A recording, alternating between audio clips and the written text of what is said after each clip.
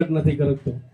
તમને તમારા રાઈટ છે, અમને અમારા રાઈટ છે, પણ જ્યારે તમે અમારા રાઈટની અંદર કાંઈક બીજું કે નેગેટિવિટી પસાર કરીને ખોટું બેમનસ વાતાવરણ ઊભો કરીને, જો બધી વસ્તુ બધાને ખબર છે કે આ જીવન ચલાયમાન છે, અહીંયા તમે કાયમી નથી અને અમે કાયમી નથી, આ તો પરંપરાઓથી ચાલતી આવતી વ્યવસ્થા છે. આજે તમે થોડા સામર્થ્યવાન વધારે થઈ ગયા છો એટલે તમે તમારા અસ્તિત્વને અને તમારા હકની વાત કરો છો. હવે થોડાક નજીકના ભવિષ્યની અંદર જોઈએ તો જેટલા અત્યારે નાના મોટા સંપ્રદાયો છે એના ઈષ્ટ પહેલા પણ સનાતન ધર્મ હતો. એના ઈષ્ટ તો હમણાં જન્મ થયા અને એ બી આ ક્યાંય ને ક્યાંય જગ્યાએ સનાતનનો એક ભાગ છે.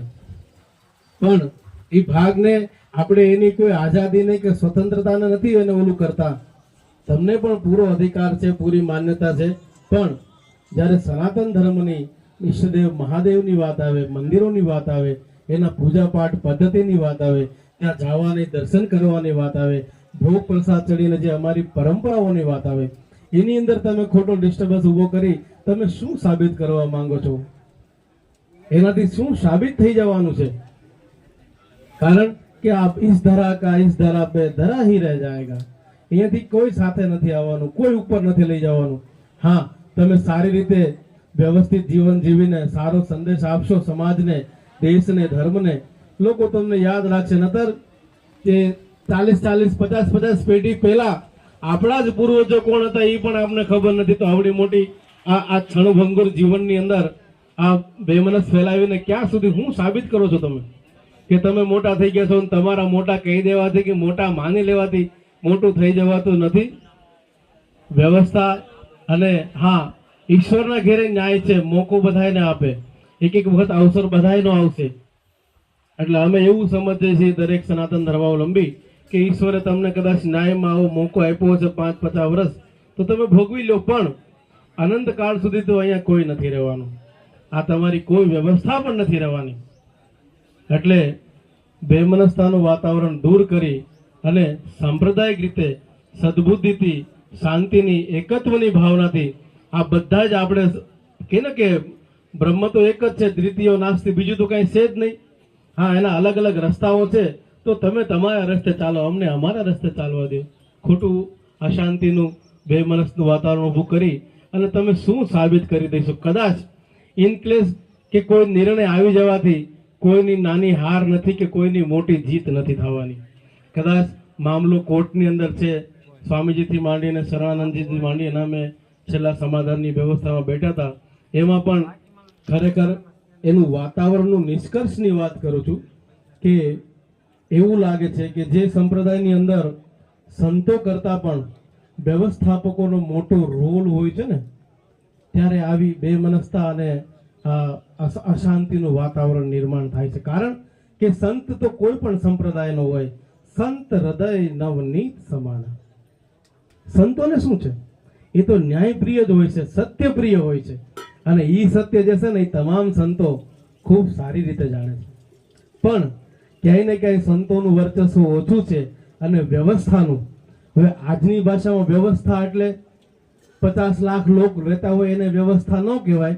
વ્યવસ્થા એટલે તમારી સંપત્તિ, તમારો રૂપિયો, તમારું સામર્થ, અને એ સિસ્ટમની અંદર જે ભ્રષ્ટ લોકો એકત્રિત થઈને જેનું મેનેજમેન્ટ કરે છે ને એને આજે વ્યવસ્થા કહેવાય છે. એટલે આ વ્યવસ્થા એટલી બધી મોટી છે ને ત્યાં સંતોનું પણ કશું નથી ઉપજતું. અને એ વ્યવસ્થા અત્યારે વર્તમાન સરકારની ઉપર આટલી હદે જકડી રાખી છે કે સરકારની પણ આંખો ખુલ્લી છે પણ દેખાતું નથી.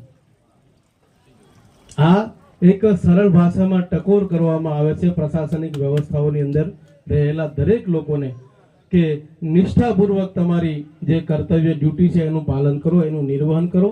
કારણ કે બધી જ વસ્તુ છોડી દેશે, કર્મ નહીં છોડે કોઈને. જો તમે સાચું કર્યું હશે ને તો તમારો વાળ પણ વાંકો નહીં થાય.